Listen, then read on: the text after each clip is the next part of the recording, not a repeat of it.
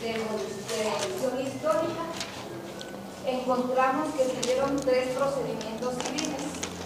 Entonces, está el de las legis actiones, que en español son las acciones de la ley. Está el sistema per fórmula, en español es procedimiento formulario, por fórmula o procedimiento formulario en español. Y está el tercer sistema, que es la comitio extraordinario, o que también se le llama sistema extraordinario. Entonces, este sistema corresponde a la época arcaica, cuando los reyes, se recuerdan, la época de los reyes que inicia con Rómulo y que termina por Tarquino el Soberbio. El sistema de procedimiento formulario es de la época de la República, que coincide con la etapa clásica y que coincide también con la etapa de mayor florecimiento de la producción jurídica o de la producción de derecho, perfeccionamiento del derecho del pueblo romano. Y el sistema cognitio extraordinario o sistema extraordinario es el último sistema que coincide con la etapa del imperio. Sin embargo, no se dieron puros y totalmente dentro de cada uno de los sistemas, porque si bien es cierto que las acciones de la ley se dan en la época arcaica, este procedimiento pasa a la segunda etapa de la República, pero ya en la etapa de la República desaparecen las acciones de la ley para dar paso a la formulación o a la construcción del sistema formulario. Y el sistema formulario pasa todavía a la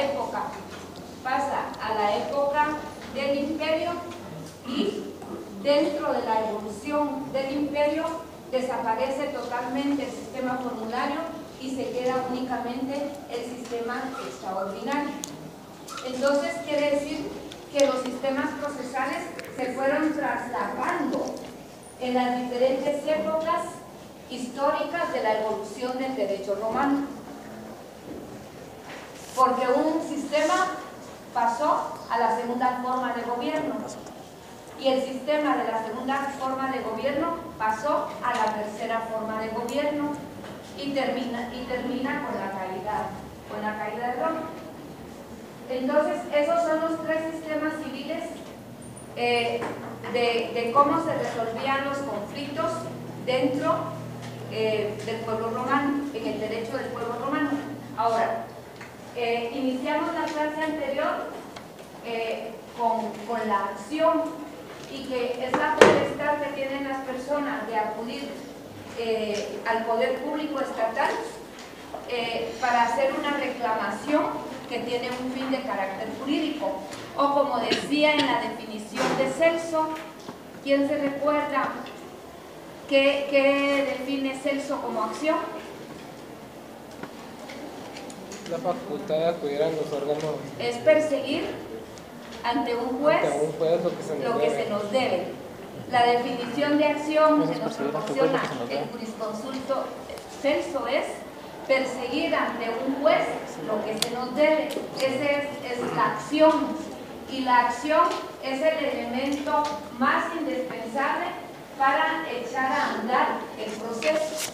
Sin acción no hay proceso. Por lo tanto, para echar a andar el proceso civil, cualquiera de estos 3 se tiene que iniciar a través de la acción, y por eso es importante que en el trabajo ustedes tengan la definición de acción, más toda la clasificación de las acciones que se produjeron dentro del derecho romano.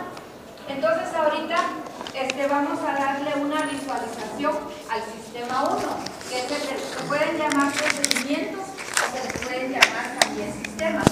Entonces, encontramos el sistema número 1, que sería el de las legis acciones o acciones de la ley. Este régimen, vean ustedes, que se le llamó también el régimen de los términos sacramentales, porque era un procedimiento en el cual había un término sacramental para cada una de las peticiones o acciones que se estaban iniciando, y era sumamente ritual. Entonces había una cantidad de conductas, que se asumían.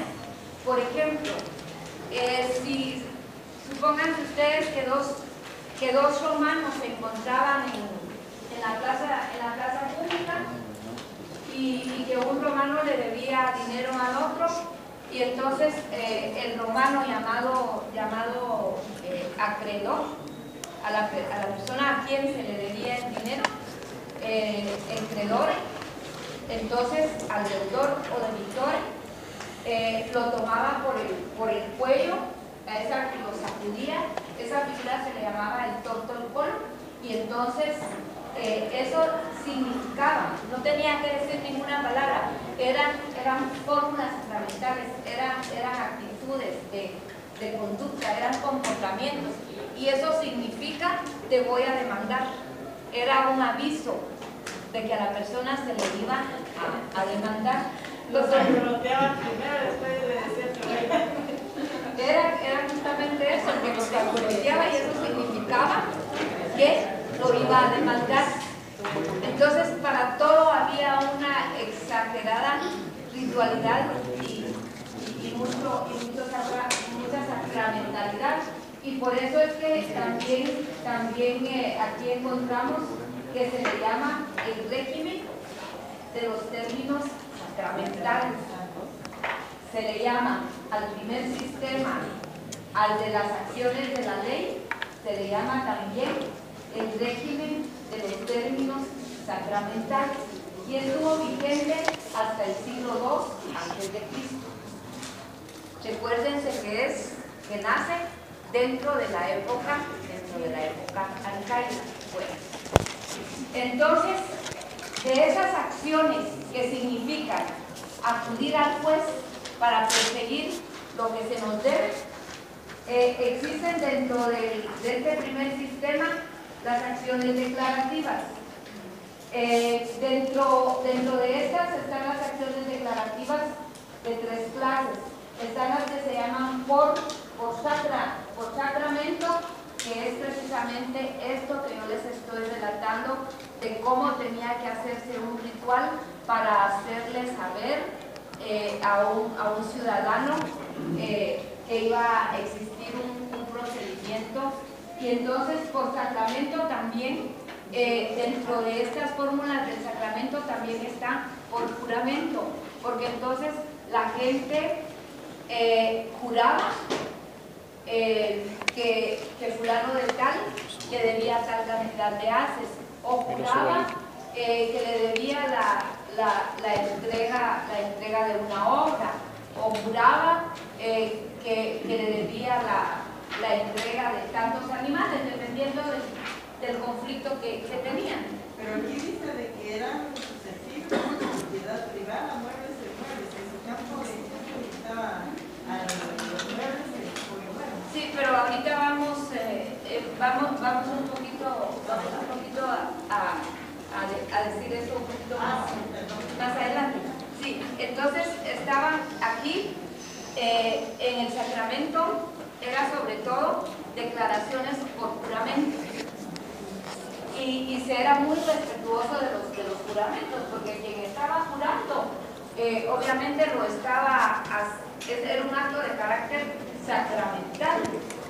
Entonces el perjurio también era castigado severamente.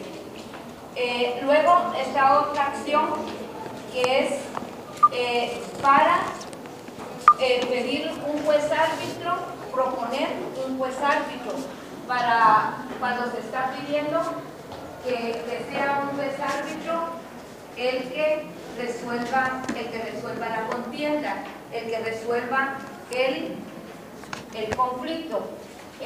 Y finalmente tenemos la tercera, que es per conditione, que esta acción se podía utilizar cuando la persona tenía la certeza y la prueba de que lo que se le adeudaba era una cantidad líquida y exigible.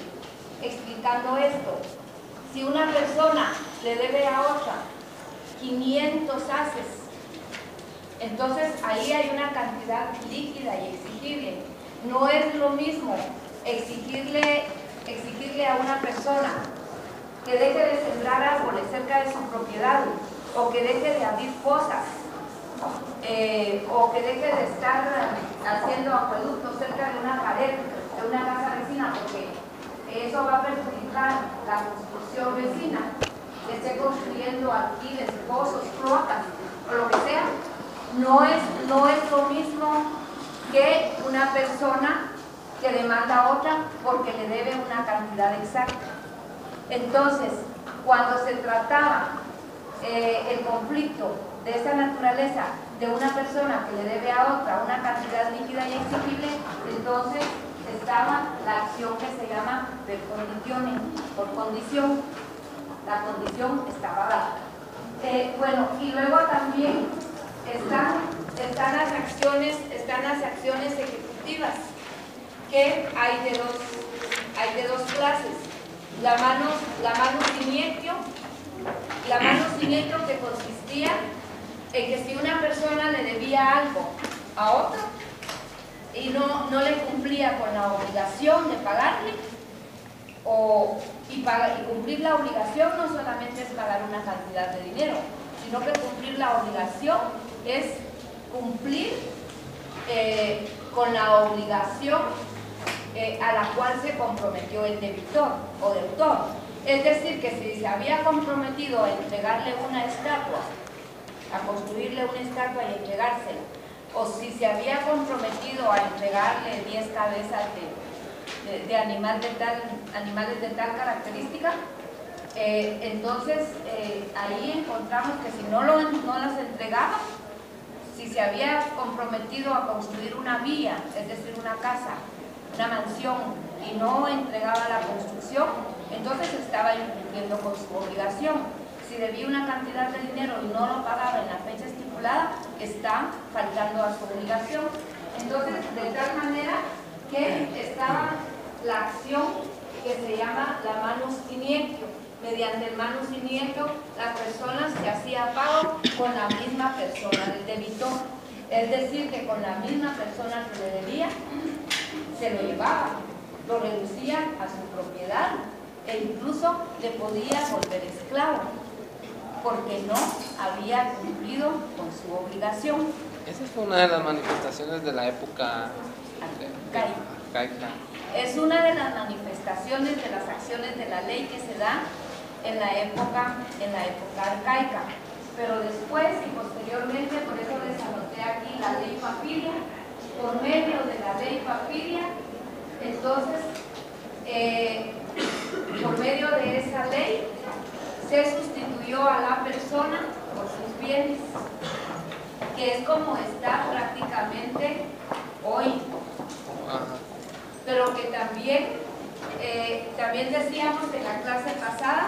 Eso era como la vindicatio. Sí, corresponde a la vindicatio, porque vimos en la clase pasada cómo el derecho arcaico era un derecho muy violento, y que entonces tenían la manus siniestro, que correspondía a hacerse pago con la misma persona, que se reducía a propiedad del creditor o acreedor, y estaba también la vindicatio.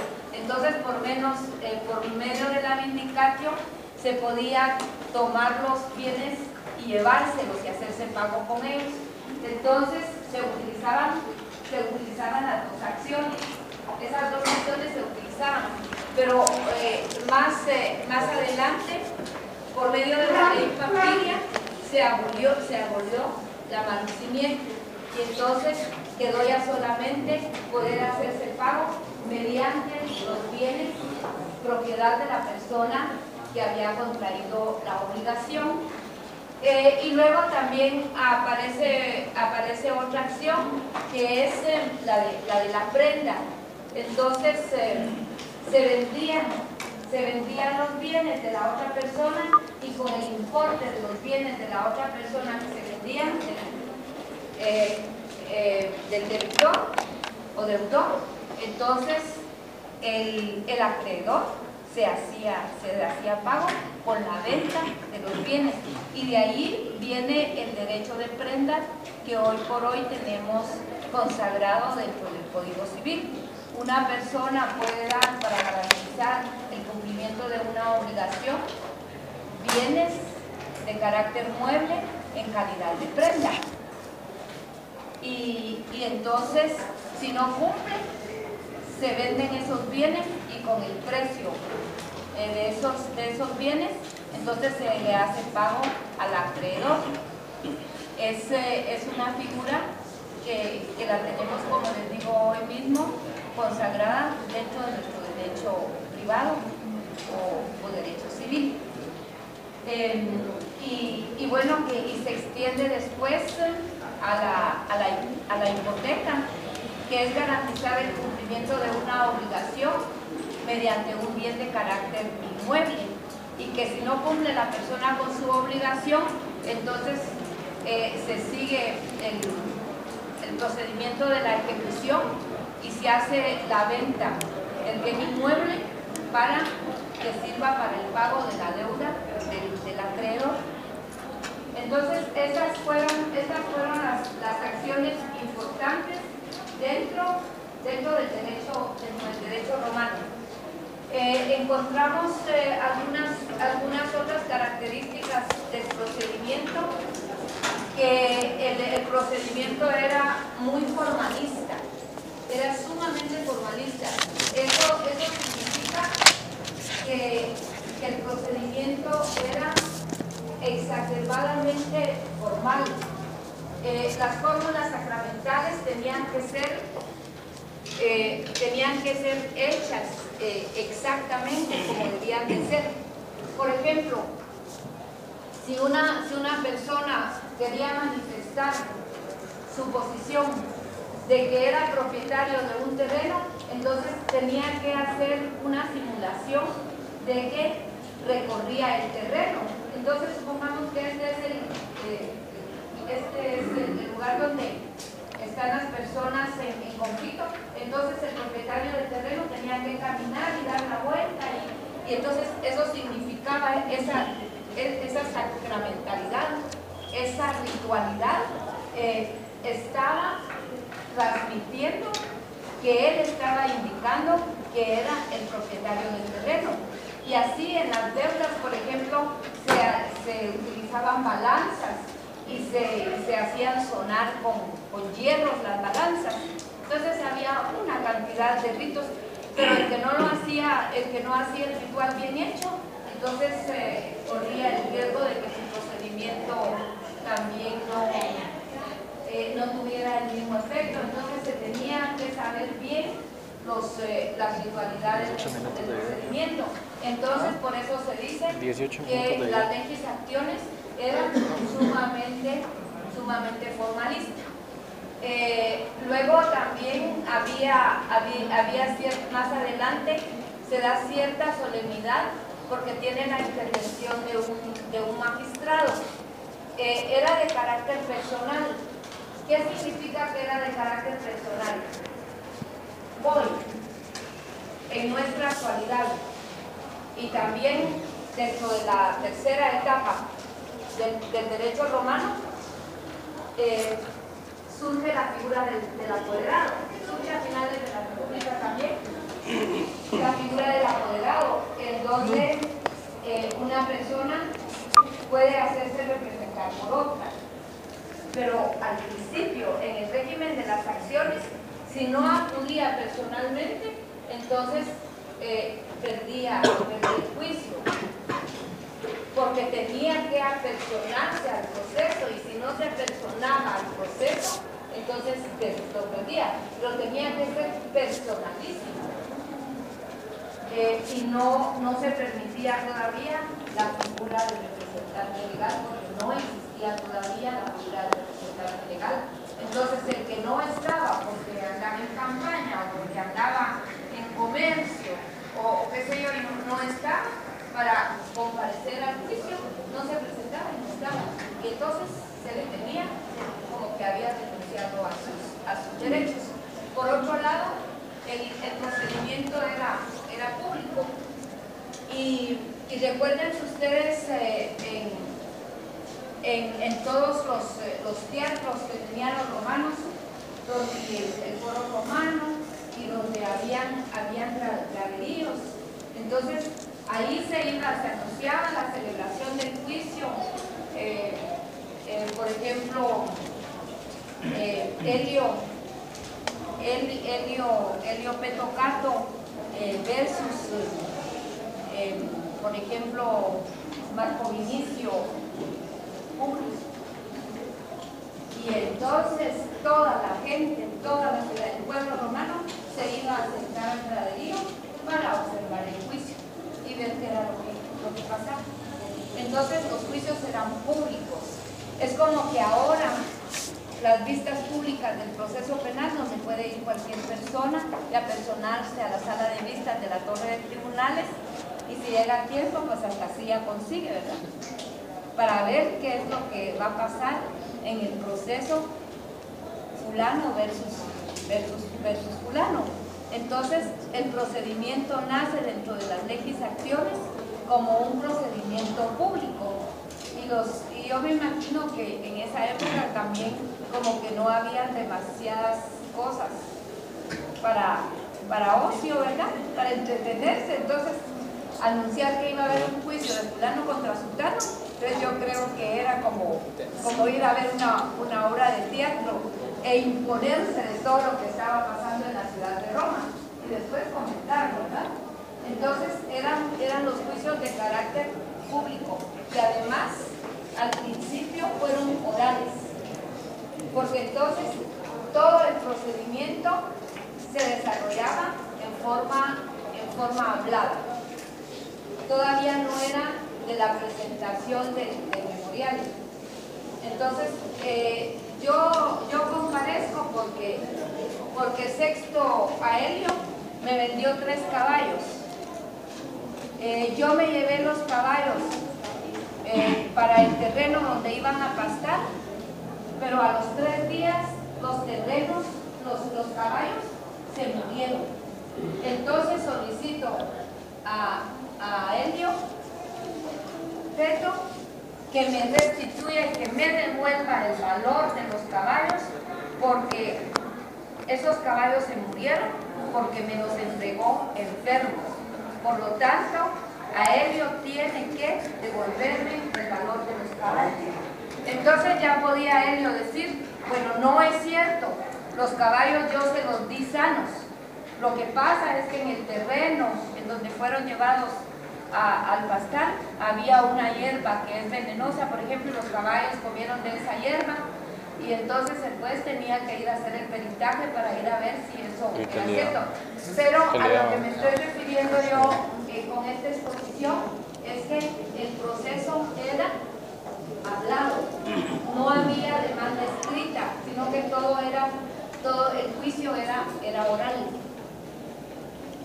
Y entonces, finalmente, al juez que le correspondía dictar la sentencia, que es la decisión final que toma un juez después de haber valorado las pruebas que se le presentan, entonces ahí mismo decía, como no fue probado, en ese terreno, no había hierbas venenosas, entonces los caballos sí ya estaban enfermos y por lo tanto procede que a él le reponga los caballos o bien que le pague el precio que recibió por la venta de los caballos. Entonces, esa es la sentencia, y la sentencia también se está dictando en forma oral. Entonces, eso tenía de particular el procedimiento, que era de carácter oral. También dentro de las acciones de las leyes solamente podían iniciarse la acción por derechos que estaban contemplados dentro del derecho civil. Si esos derechos estaban contemplados dentro del derecho civil, el jus civile, que era el derecho que regía a la ciudadanía romana, a los que habían nacido en la península itálica, entonces procedía la acción. Eso fue en un principio. Si no estaba, si esos derechos no habían nacido del jus civile, entonces no se le daba trámite a la acción. Y luego encontramos que las acciones que se podían interponer eran bastante limitadas, y aquí las tenemos limitadas al número de 5 acciones, 3 de carácter declarativo y 2 acciones de carácter ejecutivo. Y luego encontramos que el procedimiento tenía 2 etapas. La etapa que se le llamaba in jure y la etapa que se llama in judicio o apud judice. 2 etapas tenía el procedimiento.